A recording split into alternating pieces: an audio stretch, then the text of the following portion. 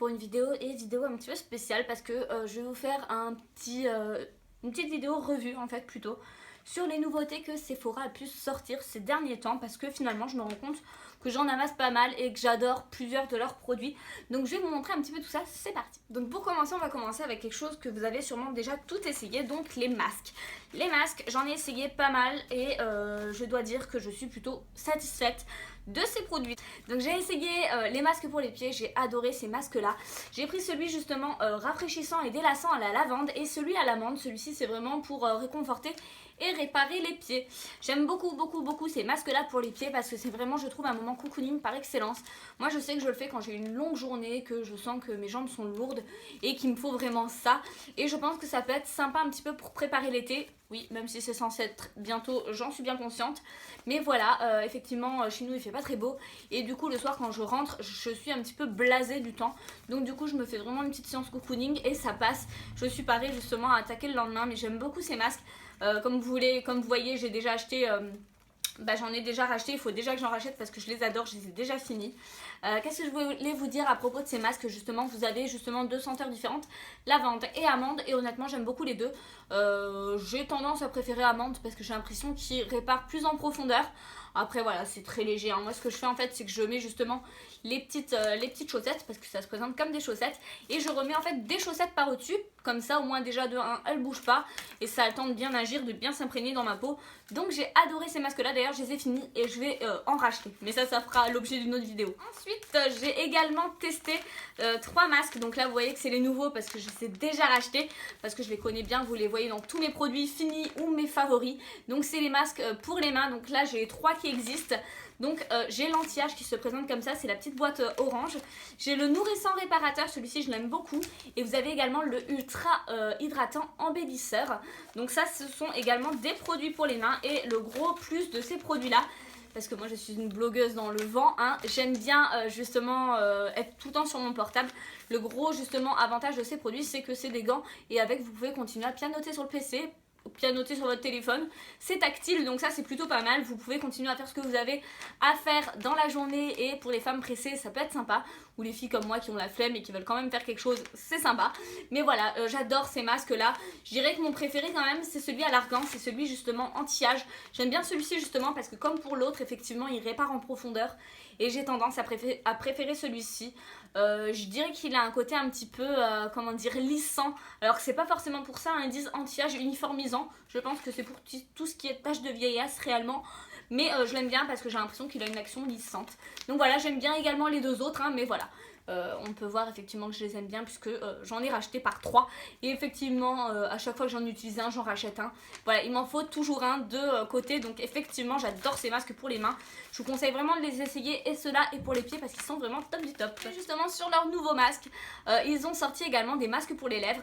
Là j'ai celui justement au beurre de karité, et j'en avais un également pour les lèvres. J'ai adoré ces produits là, ça c'est vraiment un produit qui je trouve qui est prometteur. L'aspect n'est pas glamour en soi, hein, parce qu'en fait on a un film, une opercule directement sur la bouche, mais je trouve que ça marche du tonnerre.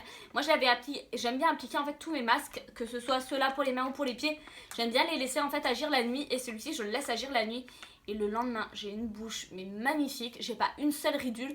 Et quand j'applique mon rouge à lèvres, j'ai l'impression qu'il tient beaucoup mieux le lendemain. Je sais pas si c'est une impression, mais effectivement, j'aime beaucoup ces masques. Donc je pense qu'en hiver, j'en prendrai un petit stock. Ce sera mon allié pour combattre l'hiver. Mais effectivement, j'ai adoré ce petit masque-là. Donc là, actuellement, il me reste celui justement au karité. Je pense racheter celui à la rose parce que je l'ai bien aimé aussi. Après, voilà, honnêtement, les deux, je les aime autant l'un que l'autre. J'ai bien aimé les deux. Ensuite, une nouveauté également. Donc ça me demande beaucoup mon avis. Donc c'est les patchs purifiants pour le nez. Celui-ci c'est au charbon. Vous en avez qu'un, vous avez que celui-ci en vente actuellement. J'en avais acheté 2, donc ça c'est le dernier qui me reste. J'ai testé l'autre et effectivement je n'aime pas du tout. Je ne sais pas si c'est moi, mais effectivement j'ai l'impression que ça retire rien. Honnêtement, si je le fais à la main ça va beaucoup plus vite et j'en retire beaucoup plus. Je préfère les Tony Moly, honnêtement, pour le prix déjà, oui. Et je préfère les Tony Moly, je trouve qu'ils désincrustent mieux. Après, ouais, ils disent purifiant, désinfectant, purifiant. Je sais pas si c'est vraiment une action purifiante plus que désincrustante, parce que honnêtement je trouve que ça retire rien. Donc ça c'est ma petite déception honnêtement. Je misais très gros là-dessus. mais du coup c'est ma déception. Je tenais quand même à vous en faire part. Alors ça c'est un produit que ça fait longtemps que je veux tester et j'y suis toujours pas passée. C'est l'éponge Konjac. Alors moi j'avais eu un souci à l'époque, j'en avais acheté une et je l'avais utilisée une fois. Je l'avais laissée sécher et en fait elle a moisi, donc du coup je ne sais pas ce qui s'est passé avec mon éponge. Si ça vous est déjà arrivé, n'hésitez pas à m'envoyer un petit mail pour me dire. Mais effectivement je me suis dit tiens c'est rigolo, c'est bizarre, qu'est-ce qui se passe avec mon éponge Konjac. Et donc du coup j'avais pas voulu retenter l'expérience parce que mine de rien c'est quand même 6-7 € cette petite éponge là. Et que finalement j'avais pas encore adopté ce produit. Donc du coup j'en avais pas racheté et là du coup je me suis laissée tenter. Donc chez Sephora vous en avez deux sortes. Vous avez l'éponge blanche, c'est pour tout type de peau. Et vous avez également une éponge noire, c'est pour les peaux un petit peu plus mixtes à grasse. Moi pour l'instant j'ai pris celle-ci parce que on est sur quelque chose justement qui va pas être trop abrasif pour la peau. Parce qu'en fait c'est une petite éponge qui permet de nettoyer votre peau en profondeur. Et ça permet également d'exfolier, de gommer les petites impuretés, les petites peaux mortes, le reste de maquillage qui peut rester sur votre peau. Donc ça permet en fait à votre peau de bien respirer après votre démaquillage, votre nettoyage de peau. Et ça permet justement à votre peau d'être plus uniforme en termes justement de grain de peau et avoir justement un grain de peau affiné. J'aime beaucoup ce produit. D'ailleurs il est encore un petit peu mouillé. J'ai l'impression qu'il sèche beaucoup plus vite que celui que j'avais acheté à l'époque. Je ne sais plus où j'avais acheté l'autre. C'est l'époque où je commandais, vous saviez, sur Réserve Naturelle et des petites choses comme ça. Je crois qu'elle venait de là-haut mais j'ai un gros doute. Et du coup celle-ci est beaucoup mieux, j'adore la texture, ça me fait toujours rigoler. Et ce que j'aime beaucoup avec ce produit, c'est que je mets directement mon nettoyant dessus et je fais mousser justement sur tout mon visage. Et j'aime beaucoup rincer justement le produit avec cette petite chose là. Je pense que ça va rentrer dans ma routine, après voir si c'est un indispensable, je ne sais pas encore. Pour l'instant ça me botte bien en tout cas, donc voilà, je suis plutôt contente de ce petit produit. Je vous en reparlerai directement soit dans mes produits finis, soit dans mes favoris. Fini avec le soin, donc j'achète toujours mon auto-bronzant dans la gamme Sephora. Donc ça c'est également une nouveauté. C'est le brume teinté auto-bronzante corps et j'adore son odeur. C'est une odeur de monoï. Ouais, c'est une odeur de monoï, donc c'est plutôt sympa. Ou de fleurs de tiare, je ne sais pas trop. J'aime beaucoup ce produit là. Après à savoir qu'il se termine quand même relativement vite. Moi je sais que j'arrive à faire je dirais 4-5 applications avec. Donc c'est pas, voilà, c'est pour le corps à la base hein. Donc c'est quand même pas mal. Évitez de le mettre dans le visage parce que ça reste quand même comédogène hein, ça rentre quand même dans les petits comédons etc.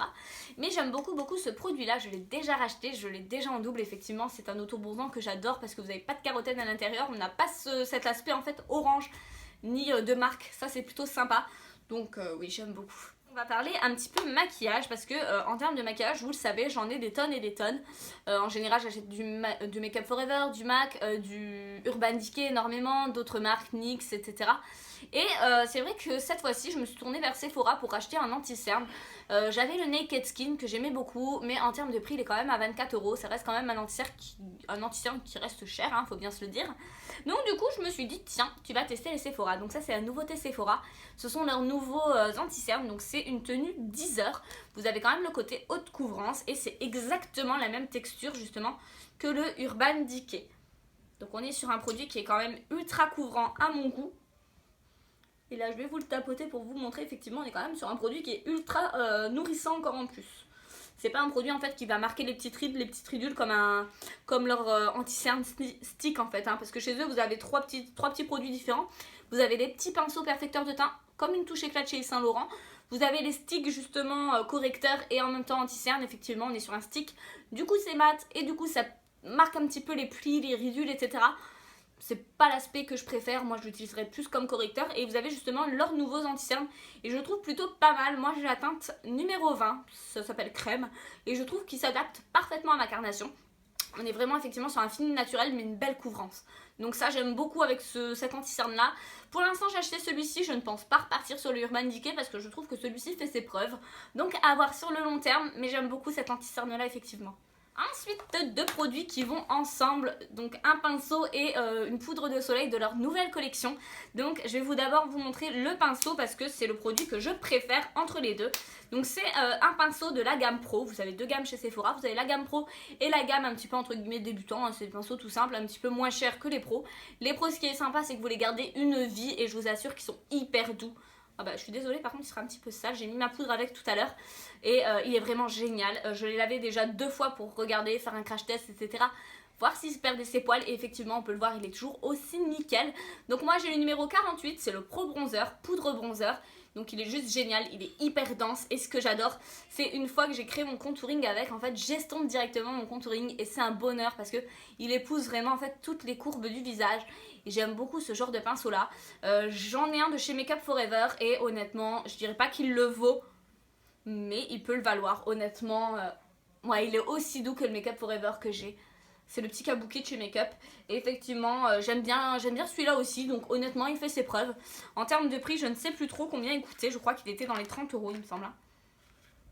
Ouais, je dirais qu'il est dans les 30 euros. J'ai un doute. Je regarderai, je vérifierai, mais je dirais qu'il est dans les 30 euros. Et la petite merveille pour laquelle j'ai jeté mon dévolu, et là, c'est vraiment le cas de le dire. Au moment où ils l'ont sorti, je me suis dit, ne l'achète pas. T'as déjà 3 tonnes de bronzer, ça sert à rien. Et vous allez comprendre pourquoi. Donc voilà comment elle se présente, c'est une édition limitée, donc c'est les SanDisk comme ils les font chaque année. Vous avez le petit miroir et voilà la petite beauté, je vous mets un close-up pour vous montrer. On peut voir qu'elle est juste magnifique, il y a des arabesques dessus. On est vraiment justement sur quelque chose un petit peu irisé. J'adore cette poudre. Et effectivement on est sur un bronzer mais vraiment magnifique quoi. Il est vraiment magnifique. À l'époque je vous avais montré mon haul solde. J'avais acheté un bronzer de chez Lancôme. C'était une rose, il était juste, je vous le montre, il est là et justement j'avais regretté de l'avoir acheté parce qu'effectivement on était sur une teinte qui était un petit peu plus bronzée. C'était le Bronze Star et c'était le Visage et Corps Golden Rivera il s'appelait. Est-ce qu'on a la date de sortie? Non, on n'a pas la date de parution.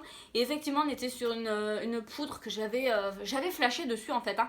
On était sur une poudre avec une rose en fait. Il y avait écrit Lancôme à ce niveau-là. Et la rose en fait, sur la rose, on avait des détails en fait d'or en fait. On avait de la petite poudre d'or. C'était magnifique. Et ouais, quand vous la swatchiez, c'était magnifique. Vous les appliquiez les 2 premières fois, vous aviez justement cet effet un petit peu doré qui était magnifique. Et le problème c'est qu'au bout de 3 fois, bah, effectivement il n'y avait plus d'or à l'intérieur, elle s'était déjà vachement creusée. Et voilà ce qu'il en reste, effectivement on voit presque plus la rose. Et c'est ce qui m'avait un petit peu dérangé en fait avec ce genre de produit là. Certes c'est très beau au début et après finalement ça reste une poudre basique. Donc du coup c'est pour ça que j'ai beaucoup hésité entre guillemets sur la Sephora. Je me suis dit t'as encore celle-ci à terminer effectivement. T'avais craqué pour le packaging effectivement, après c'était limite. Et c'est vrai qu'elle est quand même très foncée, on peut dire ce qu'on veut, hein, elle est quand même très foncée. Et je me suis dit c'est dommage parce que tu peux l'utiliser que pour l'été. Ou pour le corps, pour le buste à la rigueur. Mais c'est tout. Et là je me suis dit finalement la Sephora, je pourrais quand même l'utiliser parce qu'il n'y a que le cœur qui est un petit peu foncé comparé à la Lancôme, je vais vous montrer. Ça n'a rien à voir, la Lancôme est très vite en fait orange alors que la Sephora est beaucoup plus dorée en fait. Et c'est ce qu'il me faut, moi il me faut du doré parce que je suis quand même très blanche. Et effectivement la Lancôme ne me correspond pas étant donné qu'elle est vraiment cuivrée en fait. Hein. C'est le problème. Hein. On voit... Oh oui effectivement on voit bien la différence, celle-ci ressort orange à la caméra alors que celle-ci est beaucoup plus dorée.